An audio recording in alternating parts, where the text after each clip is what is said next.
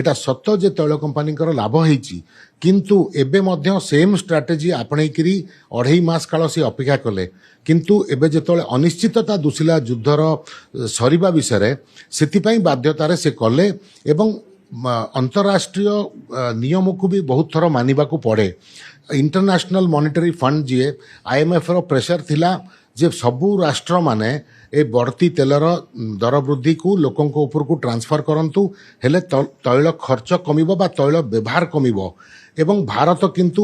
IMF कथा को आरंभ रे न मानिकिरी गुड़ाई समय एतरो बितेइले किंतु केतरा जिनस आमको अंतरराष्ट्रीय चुक्ति अनुसार चलवाकू पड़े से आगामी दिन में केभली ये युद्ध केबे सरिबो न जानिकिरी दर वृद्धि करने को बाध्य हेले जदि हो दर वृद्धि करिसंती दर आउ थरे हास करिवार मध्य तैल कंपनी पाखरे पावर रही एई वर्ष भितरे आउरी 10 मास रही वर्ष रे जदि आमे देखिबा युद्ध सरी जाए आउ तैल दर कोहल हो जाए ताहले ये जो दर वृद्धि होती ये आउ थरे हास पाई परिबो।